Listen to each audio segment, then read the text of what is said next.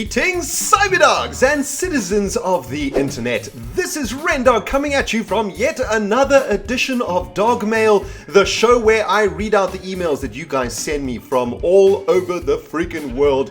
In the background of today's episode, you can see me working on the tunnel that connects the mole hole to the greenhouse via the secret entrance under the fountain. Man, that was a freaking mouthful, but that's what I'm doing in the background today, guys, and we've got quite a few dog mails to get through in today's episode, which is awesome. And remember, guys, if you want to send me a dog mail and stand a chance of being featured on this show, you can get in touch via email, Facebook, dogcraft.net. All of the details are in the description box below. And remember, guys, just because you don't get your dog mail in the show, it doesn't mean I haven't read it. I read every single dog mail that gets sent to me. As long as you guys put dog mail in the subject line, I will read every single dog mail that comes into my inbox. And guys, finally at the end of this video, I'll be talking a little bit about the Outlast series that I started a few weeks ago. So if you're a fan of that, stick around. I got some big news about that series. So guys, thank you so much to everyone who sent me emails this week. And without further freaking ado, let's get reading some dog mails. I got a nice cup of coffee over here.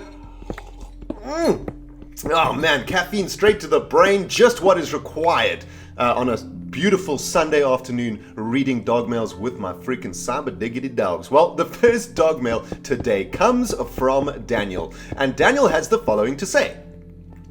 Hey ReNDoG, I've just watched your season 3 episode 43 and was wondering, how do you spend a lot of time looking for epic stuff to do on Feed the Beast but never cared to read the Minecraft wiki?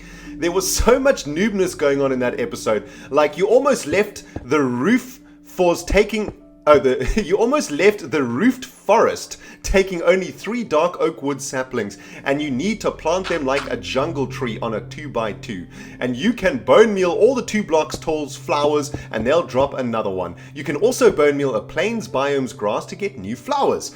Also, the roofed forest grass is just regular grass, not mycelium, so sorry dude, mushrooms won't grow there unless it's underground with enough space and a low light level.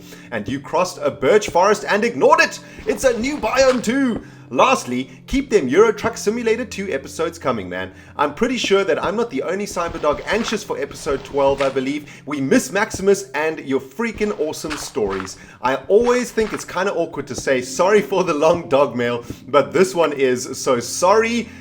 D-face!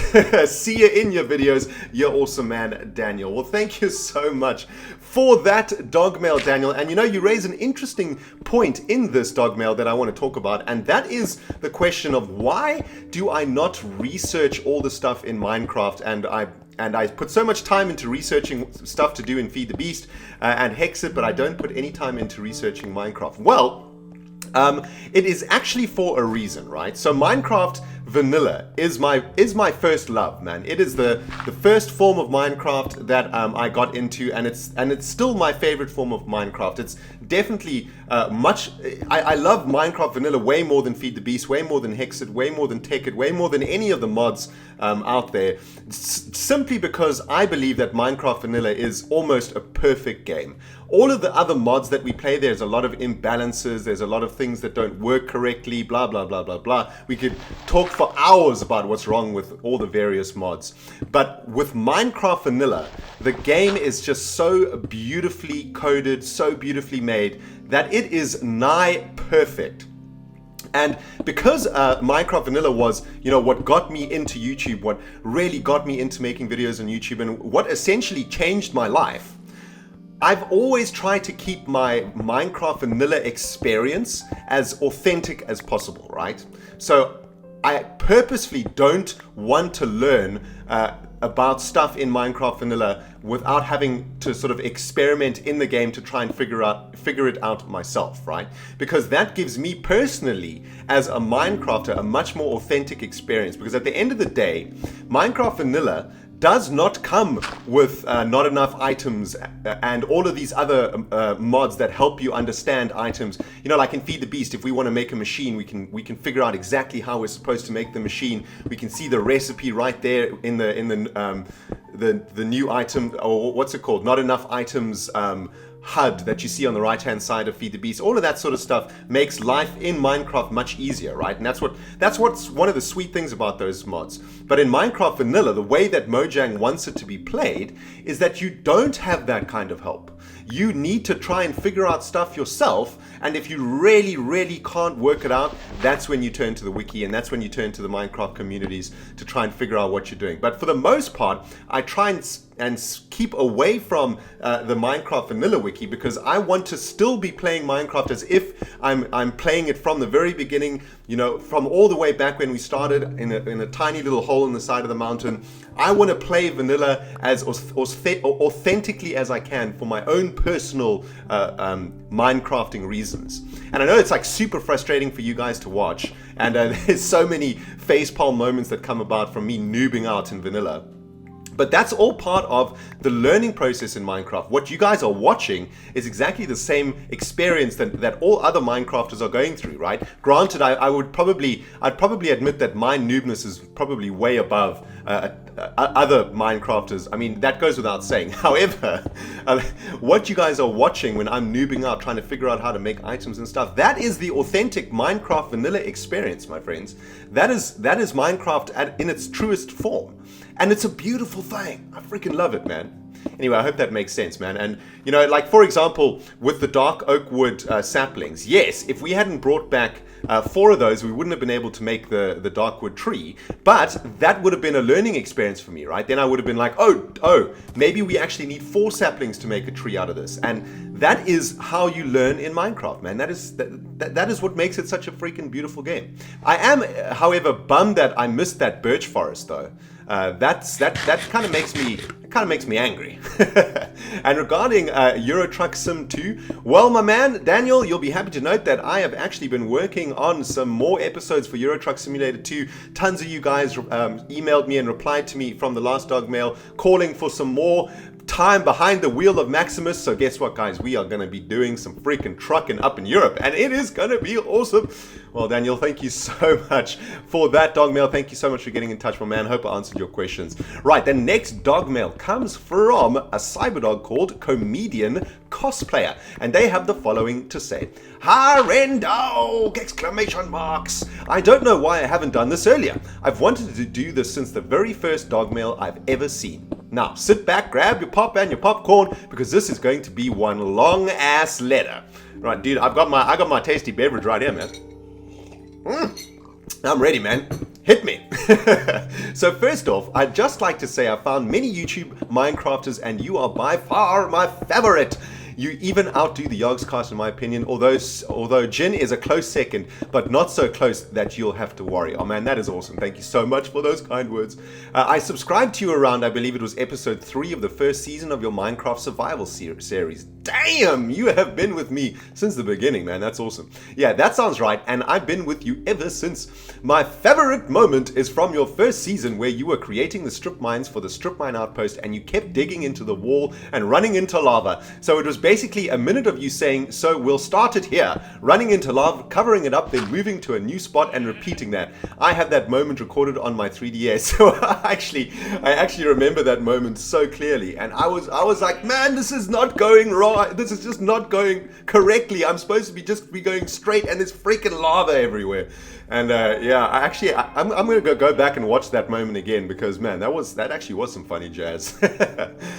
Also, I'm a cosplayer and love you so much. I'm seriously thinking of cosplaying your Minecraft character. Of course, it'd be completed with a little plush Batty. Oh, that would be the most awesome. If you ever do that, Comedian Cosplayer, I want pictures, I want videos, man, and I will stick that jazz on my channel for the world to see. That'd be epic.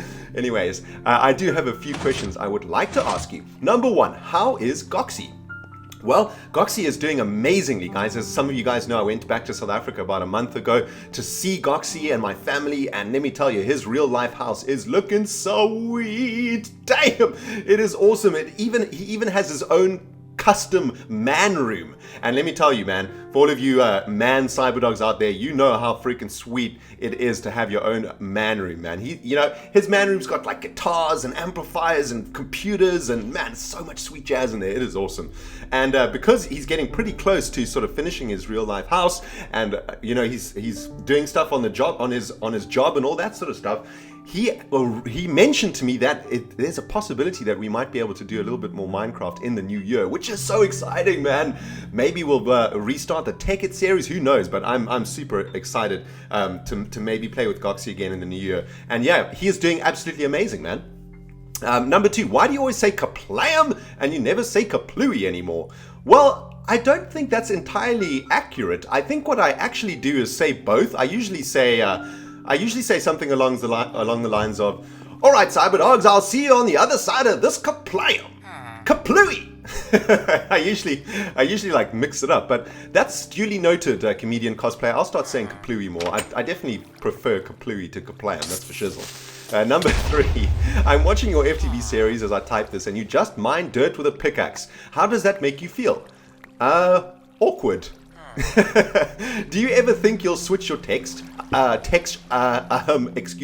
resource pack? Well, for Minecraft Vanilla, never. JS to the death, my friend. I love that texture pack way too much to ever switch it. I would only ever switch it for a better version of that pack.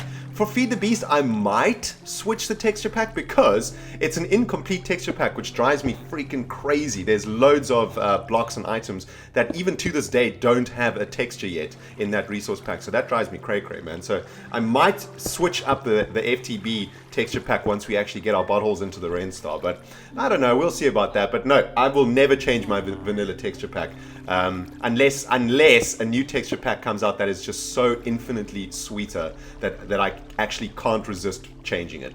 But I doubt that would ever happen. Well, that's all. I had so much in my mind, but maybe I'll ask you some other time. Just remember that you are absolutely amazing and never stop what you're doing. Huge high five from Bellingham, WA. Comedian cosplayer. Thank you so much for that epic Dogmail comedian cosplayer. I hope that I answered all of your questions. Let me just check. Did you ask anything in the beginning? No, I did. I answered all of your questions. Thank you so much for dogmailing me, comedian cosplayer, and that was a really awesome dogmail. Thank you very much for that one. All right, guys, let's move on to the next dogmail, which comes from King of Thing 2. And excuse me, he has the following to say. Greetings, ReNDoG! This is King of Thing 2 bringing you an email today with a few things I wanted to bring up. Firstly, I just wanted to start out by saying thank you. You inspired me in so many ways in which I cannot even begin to describe. Thanks to you, I will very soon be starting my own YouTube channel. You have also introduced me to many games, including my all-time favorite, Terraria. Yes, I have watched every video on your channel. Smiley face. Okay, now onto the suggestion and question part. Number 1, in your Feed the Beast series, there is a church near yours that looks similar to a normal one, but does not have the back area sticking out of it. This is an FTB church, and it has a chest on the second floor, usually containing epic FTB loots. Say WTF? There is epic FTB loots up in that church? I did not actually know that. So in the next FTB episode, King of Thing, we are going to go check out if your theory is correct. And if there is sweet FTB loots in that church, I'm going to do a dance. I'm going to be happy. Number 2, for your Let's Play Minecraft series, you should build a monument to commemorate all of the other series on your channel. You could do a Terraria tree, a helmet from your Diablo series, a sword from Dishonored, etc. That is actually a pretty awesome idea, which has got a whole bunch of ideas swirling up in my brain regarding the Cyberdog monument that we're about to build. So watch this space, King of Thing. I like that idea. Number 3, do you have an estimate of when the Gox will be back? Many Cyberdogs miss him. Well, as mentioned from the previous Dogmail, Goxie and I look to be hopefully starting to do more work together in the new year. So probably 3 or 4 months time, we will be able to play a few more games together. So freaking keep your eyeballs open for the Goxie, man. I will let that butthole know. I will actually, from now on, for the rest of this episode, Butthole is now Buttonhole. I will let that Buttonhole know that the Cyberdogs are thinking about him and want him back. All right, guys. Number 4. Would you consider doing more StarCraft, as in older versions like Wings of Liberty? Well, if I did do more StarCraft, I definitely wouldn't go backwards. I actually really like the expansion pack. I think the expansion pack fixed a lot of things that were wrong with Wings of Liberty. There are a lot of things wrong with the expansion pack, but all in all, I think the game is a better game. And I don't know. The thing is, right, I have a really tight schedule at the moment. Like, as you guys know, I work multiple jobs. I'm making a game. I do YouTube full time. Like, my time is very short. And at the moment, I don't even have a day off. So what I try and do every week is try and take one day off. Sometimes you guys might notice that there's no videos on a day, and that's usually because I've taken that day off. But for most of the time, I'm doing YouTube videos 6 or 7 days a week. You know, I'm working 5 days a week. I'm doing the game like 5 days a week. I'm freaking busy, man. And just adding more games into the roster, basically what will happen is that it's just going to dilute the quality of all of the videos that I make, right? So what I'm trying to do is focus on making all of my Minecraft videos as good as possible, as sweet as possible. And if we, you know, in the new year, if the game does well and all of that sort of stuff happens, and I can free up a little bit more time to do other games, then I will bring back other games and whatnot. So maybe we'll see. Let's see what happens with the next StarCraft expansion, shall we? All right, number 5. Do you have any advice for starting YouTubers? Well, you know, that is a topic that is like a half-an-hour video on itself. But if I were to give you guys some advice, just some very basic advice, I would say, number 1, have the correct equipment and software before you start. You need to be able to make quality videos to be uploaded onto YouTube, or you won't even get off the ground, man. If your sound is terrible, if your audio is bad, if your video is bad, if you can't do 720p minimum videos, then I've got to say it's going to be much harder for you guys to start building an audience, because you know, the YouTube audience expects quality videos. You know, a lot of YouTubers these days are doing excellent quality videos from a perspective of like audio, from video perspective, from all of that sort of stuff. So, you know, if you're going to start making videos on YouTube, at the very least, you need to be able to produce a video of high standards. And audio, you know, people always forget about audio, man. Audio is like one of the most important things in a YouTube video. You need to make sure that you've got a good mic, that you know how to record audio properly, and you need the software to be able to make a decent video. And there, guys, if you want answers to all of these questions, just use YouTube, man. Just put into the YouTube search bar how to record audio for a YouTube video, or a sentence similar like that, and I can promise you now, within half an hour, you will know exactly how to make a video. So that's number 1, man. Have the correct equipment to make YouTube videos before you even start. Make sure that you set yourself a standard of quality that you're going to produce. Number 2, choose the game or whatever you're going to be doing from the beginning, and really work hard on that very first game. Don't dilute yourself, right? So if you want to play Minecraft, that's what you do. For the first 100 videos that you make, you just play Minecraft. Don't worry about anything else. Don't worry about making any other games or anything else. Just focus on making one series really well. And it doesn't even have to be a gamer series. Say you want to be a vlogger, or say you want to do like, I don't know, stuff on camera. Make sure that before you start a new game, or before you start a new project or a new series on your channel, make sure that the current series that you're doing, your very first series, is being done extremely well. And once that series is being done extremely well, then you can start focusing on the next part of your channel, or the next series on your channel. And the reason for this is because you want to keep yourself focused on what you're doing, right? You want to focus your creative energies on making that very first series that you make on YouTube as awesome and as entertaining as possible. Because you know what, guys? If in 2 or 3 years down the line you have loads of subscribers and you're getting popular on YouTube, people who find your channel for the first time, they want to look back at your very first series that you ever made. They want to see where you came from, man. And if that jazz that you made at the beginning isn't sweet, you know, they're probably not gonna stick around. So it's important that not only the videos that you make way into your YouTube career are awesome, you need to make sure that your videos are awesome from the very beginning, because when people come to your channel to watch your videos, they judge you on the whole package. They judge you on the video you made yesterday and the video that you made 3 years ago. So you want to make sure that all of your videos from the very beginning are of the highest freaking quality. So those are probably the two biggest tips that I can give you. Man, I could go on forever about that topic, but let's move on to the last dog mail for today, guys. And this one comes from Jason, and he has the following to say. ReNDoG, let me begin by saying who I am. I am a fan of your series and have watched every single episode, and I can't even count them. I'm a subscriber of your channel since the molehole was just a dugout in a mountain. I have some suggestions and some advice to give you. Firstly, I must tell you that when you look at what a villager has to offer, the item on the left is what he or she asks for, and the item on the right is what it will give you in exchange. This might seem like something you think you know, but you obviously don't. Yeah, obviously I don't. In Dogtown, there is an NPC that will trade you emeralds for books, which means you give him books and he will give you emeralds. I also have a suggestion. I think you should try to cover up all the shame that we see in the straight, unnatural cliffs where you have basically terraformed a mountain and cleared out half of it, e.g. the Nether Portal Temple entrance. I think that those make Rentopia a tad bit worse, and fixing them will make it one step closer to perfection. I hope I haven't bored you too much with this email, and thank you for taking time out of your life to read it.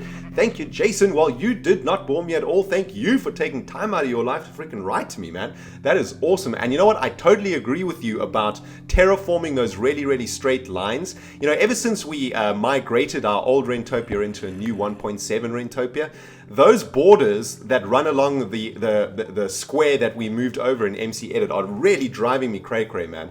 And I've been having sleepless nights thinking about how we could possibly fix that. And I'm still looking into a technical solution to fixing all of those lines, but I totally agree with you that we definitely need to do something about the Nether Portal Temple entrance. We need to fix that freaking straight line as fast as we possibly can. And yeah, I'm gonna get right on that, man. This week I'm gonna look into trying to fix that jazz. And that is awesome news about that NPC that gives us emeralds, right? Because we can essentially make an infinite amount of books, which means we can get an infinite amount of emeralds from that butthole, which means we can buy Eyes of the Ender from Griswold, which is epic. So thank you so much for letting me know about that, Jason. That is freaking sweet. Now, guys, there is one last order of business that I want to get to in this dog mail before we say goodbye, and that is to have a quick chat about the Outlast series that I started a few weeks ago. Now, Outlast is a survival horror game that I started playing. It's a first-person survival horror game, and it is, for the lack of a better word, insane, right? It is one of the scariest games that I've ever played in my life. In fact, it is the scariest game, the most psychologically terrifying game that I've ever played. You know, people warned me about it on Dogcraft.net. People were like, "Don't play Outlast. It's really scary. You won't enjoy it." Blah blah blah. But I was like, "Come on, man! It's a computer game. It can't be that bad." But you know, I think I only played 4 episodes or so. So I played like 2 hours or so.